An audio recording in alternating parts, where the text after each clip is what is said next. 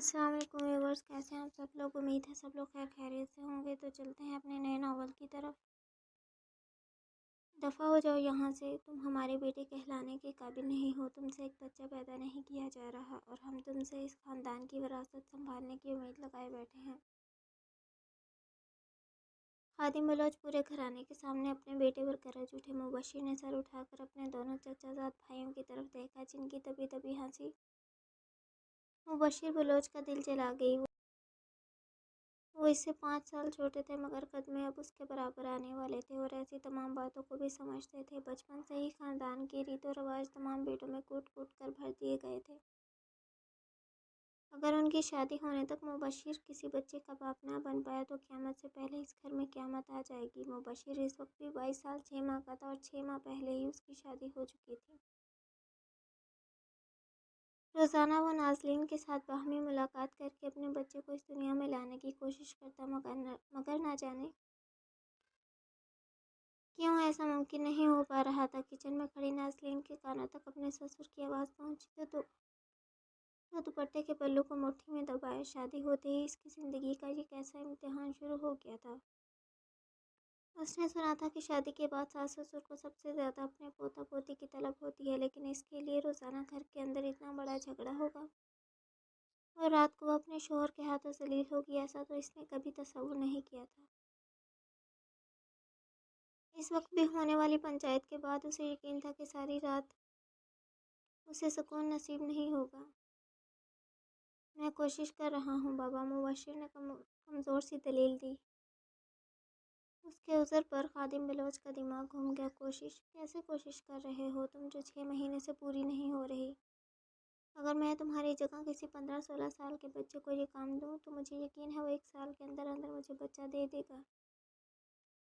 مجھے کسی بھی حالت میں 6 مہینے کے اندر اندر اس خاندان کا وارث بہو کے پیٹ میں چاہیے۔ اپنی بیوی کے پاؤں بھاری کرنا تمہارا کام ہے؟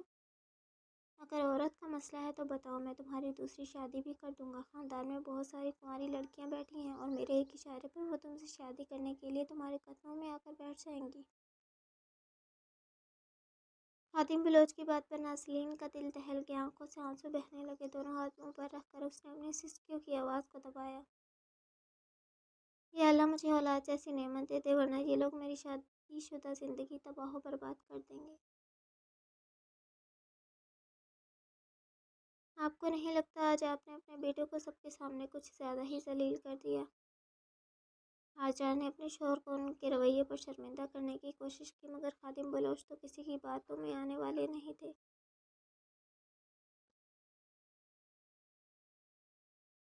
میں نے اس کو بھی کم سنایا ہے جس طرح 6 مہینوں سے اس نے ہمارا ناک ڈبویا ہوا ہے۔ اس کے بعد تو مجھے چاہیے تھا اسے جائیداد سے ہی بے دخل کر دوں۔ ایک بچہ پیدا نہیں کیا جا رہا، ہمارا اپنا بیٹا ہے ورنہ اب تک ہم اسے نامرد کا نام دے چکے ہوتے۔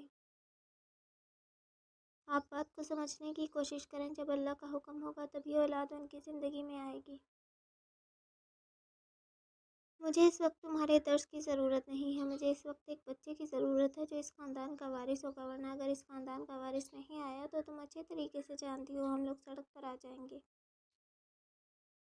یہ آپ کیسی باتیں کر رہے ہیں؟ کیا آج تک ایسا کچھ ہوا ہے جو اب ایسا ہوگا؟ حاجرہ نے مصلحتاً انہیں سمجھانے کی کوشش کی۔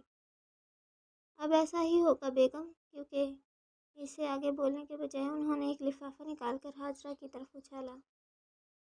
یہ کورٹ کا نوٹس ہے جو اس کل کے لونڈے نے ہمیں بھیجا ہے، پہلے اس کو پڑھو اور پھر بولو ہم غلط بول رہے ہیں یا نہیں۔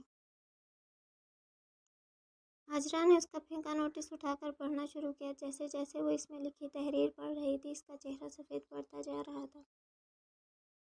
خادم بلوچ نے طنزیہ نظروں سے ان کی طرف دیکھا۔ اڑ گئے نا چہرے کے تمام رنگ؟ میرے ساتھ بھی ایسا ہی ہوا تھا۔ اب میں اس انتظار میں نہیں بیٹھ سکتا کہ قدرت اپنی طرف سے اشارہ کرے گی تب اس خاندان کا وارث آئے گا۔ مجھے کسی بھی حالت میں اس خاندان کا وارث 6 مہینے کے اندر اندر چاہیے۔ یہ سب کیسے ہو گیا سائیں؟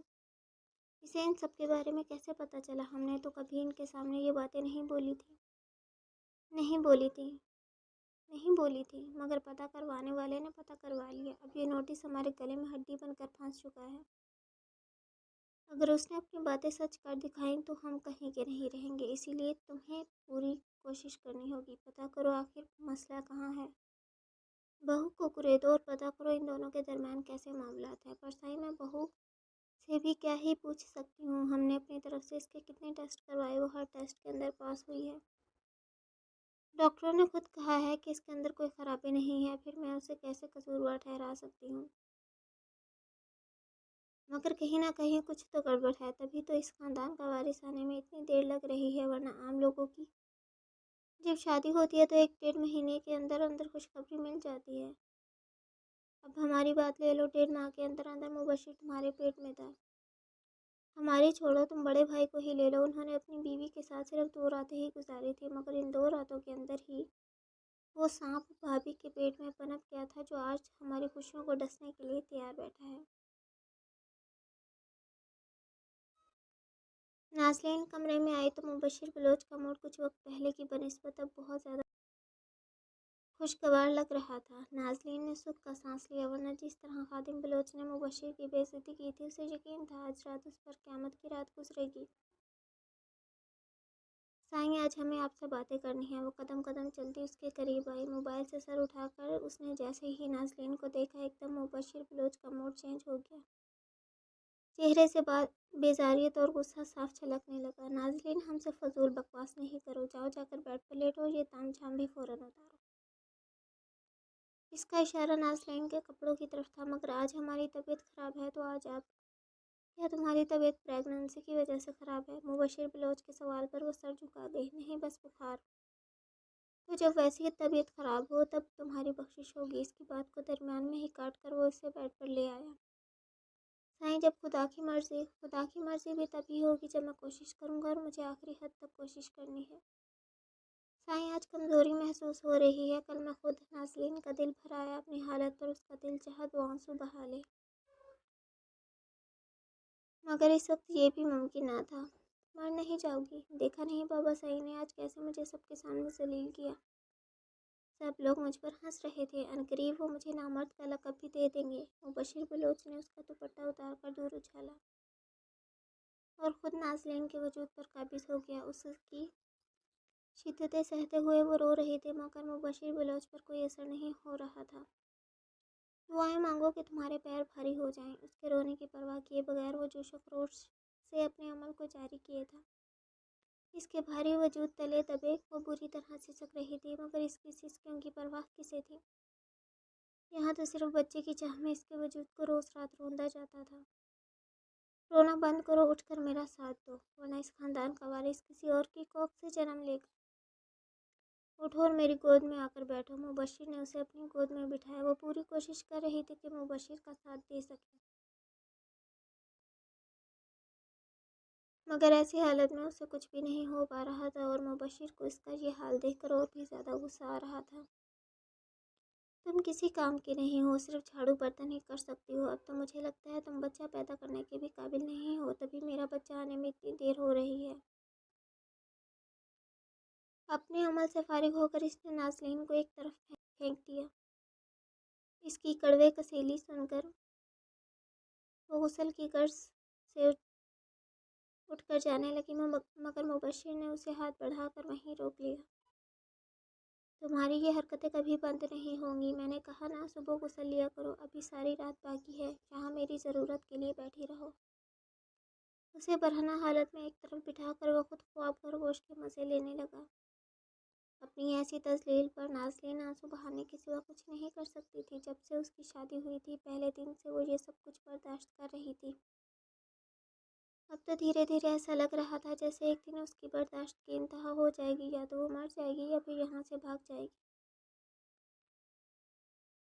اس کے علاوہ تیسرا راستہ صرف خدا کے پاس تھا۔ اگر وہ اسے اولاد جیسی نعمت دے دے تو شاید اس کی حالت میں کچھ بہتری آ جائے، مگر جس طرح 6 مہینوں سے چل رہا تھا، اب اس کی امیدیں ٹوٹنے لگی تھی۔ اسے روتے روتے 1.5 گھنٹہ ہو گیا۔ مبشر کی آنکھ بھی دوبارہ کھل گئی اور وہ دوبارہ اس کے وجود کو زیر کرنے میں مصروف ہو گیا۔ یہ 10 کنال پر مشتمل حویلی بلوچ خاندان کے آباء و اجداد نے بنائی تھی، جسے یہاں کے لوگ بڑی حویلی کے نام سے جانتے تھے۔ جتنی بڑی یہ حویلی تھی، اس کے اندر موجود مکینوں کے دل اتنے ہی چھوٹے اور راز اتنے ہی گہرے تھے۔ قصہ مختصر یہ تھا کہ غفور بلوچ کے 3 بیٹے تھے، آدم بلوچ، خادم بلوچ اور خالد بلوچ۔ آدم اور خادم کی عمر میں بس 2 سال کا فرق تھا، جبکہ خالد بلوچ 8 سال چھوٹے تھے۔ ان کے آباء و اجداد کی جائیدادیں پاکستان آزاد ہونے سے پہلے ہی بہت زیادہ تھیں اور باقی جائیدادیں انہوں نے خود قبضہ کر کے بنائی تھیں۔ اس وقت کل ملا کر بلوچ خاندان 200 ارب کی جائیداد کا مالک تھا۔ سب لوگ ہنسی خوشی رہتے تھے، ہر کوئی اپنی منمانی کرتا، جس کے دل میں جو آتا وہ کر لیتا۔ جھگڑے اور من مٹاؤ کی شروعات اس دن سے ہوئی جس دن آدم بلوچ نے اپنی پسند کی لڑکی سے نکاح کر لیا۔ پسند کی شادی کرنا کوئی بڑی بات نہیں تھی، مگر پسند کی یہ شادی خاندان سے باہر کی گئی تھی، جو غفور بلوچ کو بالکل منظور نہیں تھی۔ لیکن انہوں نے صرف نکاح کیا اور غفور بلوچ کو رخصتی کروانے کا بولا، اس بات پر ہی بڑی حویلی کے در و دیوار ہل گئے۔ غفور بلوچ کسی طور ایک غیر برادری کی لڑکی کو اپنی حویلی کی بہو بنا کر لانے کا ارادہ نہیں رکھتے تھے۔ وہ تو یہ چاہتے تھے کہ آدم اس لڑکی کو طلاق دے کر خاندان کی ہی کسی لڑکی کو پسند کر کے اس سے شادی کر لے، مگر آدم کو یہ بات منظور نہیں تھی۔ وہ ہر حالت میں اس لڑکی کو بیاہ کر اس حویلی میں لانا چاہتے تھے، کیونکہ ان کے مطابق وہ اس لڑکی سے محبت کرتے تھے اور اس کے سوا کسی لڑکی کا سوچ بھی نہیں سکتے تھے۔ غفور بلوچ نے آدم پر بہت دباؤ ڈالا اور اسے طلاق دینے کا بھی بولا، مگر ہر دباؤ کو آدم بلوچ نے نظر انداز کر ڈالا اور آخر کار غفور بلوچ نے اپنے بیٹے کی محبت میں آ کر ایک غیر برادری کی لڑکی کو حویلی میں لانے کی اجازت دے دی۔ بڑی حویلی کے سب سے بڑے بیٹے کی شادی تھی۔ پورا گاؤں روشنیوں سے سجایا گیا تھا۔ پوری دھوم دھام کے ساتھ آدم بلوچ اپنی پسندیدہ بیوی کو بیاہ کر حویلی میں لے آیا۔ خوبصورت اور خوش اخلاق زنیرہ پہلے ہی دن سب کو بھا گئی، لیکن یہ شادی زنیرہ کی خوشیوں کا جنازہ ثابت ہوئی۔ جب ان کی شادی کے تیسرے دن ڈیرے پر آدم بلوچ کو 6 گولیاں مار کر قتل کر دیا گیا۔ آدم بلوچ کے قتل نے ہر طرف خوف کا سماں پھیلا دیا، مگر بڑی حویلی کے مکینوں نے زنیرہ کو منحوس ثابت کر کے اسے حویلی کی چھوٹی سی انیکسی میں پھینک دیا، جہاں کبھی ان کی ایک خاص نوکرانی رہتی تھی۔ غفور بلوچ کی بیوی کا ماننا تھا کہ یہ سب کچھ زنیرہ کے سبز قدموں کی باعث ہوا ہے، ورنہ بلوچ خاندان کے بیٹوں کو چھونا تو دور کوئی بری نگاہ سے دیکھ بھی نہیں سکتا تھا۔ اسی لیے 2 دن کی بیاہی زنیرہ کی حالت اس حویلی میں نوکرانی جیسی ہو گئی۔ اپنے سب سے بڑے بیٹے کی موت کا دکھ غفور بلوچ کو بستر سے لگا گیا۔ ابھی وہ اپنے بیٹے کے غم سے نہیں ابھرے تھے کہ ان کی بیوی ٹھیک 1 مہینے کے بعد سیڑھیوں سے گرنے کے باعث اس دنیا سے پردہ کر گئی۔ لیکن ان کے لیے ان کی بیوی کی موت بھی کسی راز سے کم نہیں تھی، اور اسی راز کے بارے میں سوچ کر غفور بلوچ کا ماتھا ٹھنک گیا۔ پہلے ان کا بیٹا اور ٹھیک 1 مہینے بعد ان کی بیوی کا اس دنیا سے چلے جانا کہیں کچھ تو غلط ہونے کا احساس دلا رہا تھا، اور اسی کو جاننے کے لیے غفور بلوچ نے اپنے آدمی لگا دیے۔ جب انہیں سارے معاملے کے بارے میں علم ہوا تو ایک آخری فیصلے پر پہنچ گئے، اور وہ فیصلہ صرف چند لوگ ہی جانتے تھے۔ وکیل کو بلوا کر انہوں نے راتوں رات اپنی وصیت بدلوا دی، اور اگلے دن صبح انہوں نے زنیرہ کو بلا لیا۔ زنیرہ کی حیثیت اس حویلی میں کسی نوکرانی سے زیادہ نہیں رہی تھی۔ 2 وقت کے کھانے کے لیے اسے 10 بار دانہ دیا جاتا اور کم از کم سارا دن 100 بار ذلیل کیا جاتا۔ ساری حویلی کے مکین جمع تھے، اور کچھ تو درمیان میں بہت خوش بھی تھے کہ ان کے مطابق آج زنیرہ کا پتہ صاف ہو جائے گا۔ لیکن غفور بلوچ کی باتوں پر سب لوگ شاکڈ ہو گئے۔ انہوں نے زنیرہ کو اسی انیکسی کا مالک قرار دے دیا اور کہا کہ آج کے بعد حویلی کا کوئی بھی مکین اس پر حکم نہیں چلا سکتا۔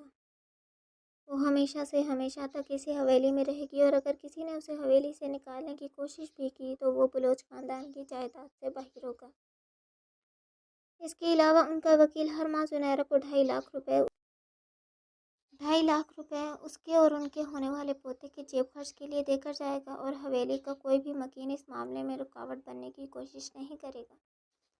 ان سب سے بڑھ کر زنیرہ خود اس حویلی سے باہر جانے کی کوشش کرے گی تو اسے آدم بلوچ کی قتل کی سازش کے جرم میں تاعمر جیل کی سزا سنا دی جائے گی۔ اس کے علاوہ ان کا پوتا بڑا ہو کر اس شہر کا سب سے بڑا وکیل بنے گا۔ ان کی عجیب و غریب خواہش پر سب لوگ حیران رہ گئے، کیونکہ آج تک بلوچ خاندان کے کسی وارث نے نوکری نہیں کی تھی اور نہ ہی کرنے کی کوشش کی تھی۔ جتنی بڑی جائیداد کے یہ لوگ مالک تھے، اس حساب سے آنے والی کی نسلیں بھی گھر بیٹھ کر کھائیں تو بھی کوئی کمی نہیں ہونی چاہیے تھی۔ انہوں نے اپنا فیصلہ سنا دیا اور حویلی کی یہ چھوٹی سی پنچایت برخاست ہوئی۔ مگر زنیرہ کو سمجھ نہیں آیا یہ اس کے لیے آزادی کا اعلان تھا یا ایک نئی جنگ کی شروعات۔ مگر جو بھی تھا، اسے اپنے بیٹے کے مستقبل کے لیے در خوار ہونے کی اب ضرورت نہیں تھی، اور وہ اسی بات میں بہت خوش تھی۔ اور پھر وہ ہوا جس کے بعد واقعی بڑی حویلی میں قیامت سے پہلے قیامت آ گئی۔ اس واقعے کے ٹھیک 3 دن بعد غفور بلوچ اپنے کمرے کے اندر مردہ حالت میں پائے گئے۔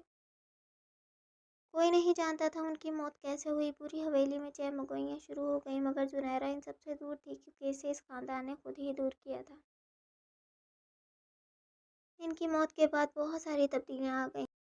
پوری حویلی پر ختم بلوچ اور ان کی بیوی کا راج چلنے لگا، مگر زنیرہ کے معاملے میں وہ بے بس تھا، کیونکہ غفور بلوچ کی وصیت ہی کچھ ایسی تھی۔ مگر اس کی آنکھوں سے ہمیشہ زنیرہ اور اس کے بیٹے کے لیے نفرت ہی چھلکتی تھی۔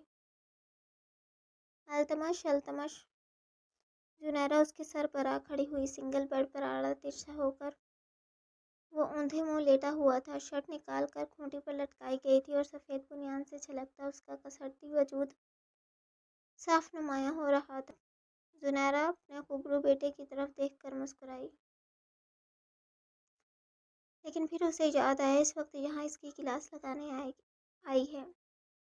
التمش، بس بہت ہوا، اٹھ جاؤ، میں جانتی ہوں تم جاگ رہے ہو۔ زنیرہ نے اسے لتاڑا، مگر التمش کے سکون میں کوئی فرق نہیں آیا۔ تو تم ایسے نہیں مانو گے؟ زنیرہ نے اس کے وجود میں ذرا برابر حرکت محسوس نہ کر کے پنکھا بند کر دیا۔ گرمی محسوس ہوتے ہی وہ یکدم اٹھ کھڑا ہوا۔ ماں، یہ کیا ہے؟ سونے دو۔ وہ آنکھیں بند کر کے منمنایا، یہی تو میں تم سے پوچھ رہی ہوں، یہ کیا ہے؟ زنیرہ نے دونوں ہاتھ کمر پر رکھ کر آنکھوں سے گھورا۔ کیا مطلب کیا ہے؟ گھنے بالوں میں ہاتھ پھیر کر بال درست کیے، بڑی بڑی آنکھیں پوری طرح کھل گئیں، اور پھر وہ زنیرہ کی باتوں پر سرے سے ہی انجان بن گیا۔ التمش، تم اتنے بھولے اور انجان ہرگز نہیں ہو جتنا بننے کی کوشش کر رہے ہو۔ ابھی 2 دن پہلے تم نے اپنی وکالت پوری کی ہے اور آج تم نے اپنے ہی خاندان پر کیس کر دیا۔ ہاں، تو اس میں برائی کیا ہے؟ التمش کے سکون میں ذرا برابر فرق نہیں آیا۔ زنیرہ کی دونوں آنکھیں حیرت کے مارے پھیل گئیں۔ کیا مطلب؟ کیا برائی ہے؟ تم اپنے خاندان پر کیس کر رہے ہو، مگر کس بنا پر؟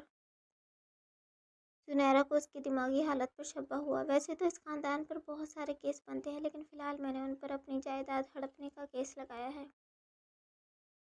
جائیداد مجھے مل جائے، اس کے بعد باقی کیس دیکھ لوں گا۔ جائیداد ہڑپنے کا کیس؟ زنیرہ کے دونوں کان سائیں سائیں کرنے لگے۔ تمہیں کس نے کہہ دیا ان لوگوں نے تمہاری جائیداد پر قبضہ کیا ہے؟ تمہارے دادا جی نے ہم لوگوں کو اپنی جائیداد سے بے دخل کر دیا تھا۔ تم ان کے پوتے ہو، بلوچ خاندان کے وارث ہو۔ اس کی وجہ سے ہم اس خاندان اور حویلی کا حصہ ہیں، ورنہ میں تمہیں لے کر نہ جانے کہاں در خوار ہو رہی ہوتی۔ زنیرہ کی آواز بھر گئی۔ التمش نے افسوس بھری نظروں سے اپنی ماں کی طرف دیکھا۔ ماں، آپ کو جیسا دوسروں نے بولا آپ نے اسی پر یقین کر لیا، جبکہ حقیقت اس کے بالکل برعکس ہے۔ لیکن خیر، قصور آپ کا بھی نہیں، آپ بس دیکھتی جائیے میں کیا کرتا ہوں۔ بہت جلد آپ اس حویلی کی ملکہ ہوں گی۔ التمش نے مسکرا کر زنیرہ کو دونوں ہاتھوں سے تھام کر اپنے برابر بٹھایا۔ مجھے اس حویلی کی ملکہ نہیں بننا التمش۔ میرے پاس جینے کی صرف ایک ہی وجہ ہے اور وہ تم ہو۔ تم ان حویلی کے مکینوں کو نہیں جانتے۔ اپنے مفاد کے لیے یہ کسی بھی حد تک جا سکتے ہیں، کسی کی بھی زندگی برباد کر سکتے ہیں، اور میں تمہیں اپنی آنکھوں کے سامنے بالکل ویسے نہیں کھو سکتی جیسے میں نے تمہارے باپ کو کھویا۔ زنیرہ نے التمش سے اپنے دونوں ہاتھ چھڑوائے۔ پل بھر میں ہی اس کے چہرے پر دکھ، تکلیف اور خوف کے ملے جلے آثار نمودار ہو گئے۔ میں ایسا کچھ نہیں ہوگا، آپ نے زندگی میں جتنا سفر کرنا تھا کر لیا۔ اب آپ کی زندگی میں کانٹے بونے والوں کی باری ہے، ان سے میں ان کی ہر پیاری چیز چھین لوں گا۔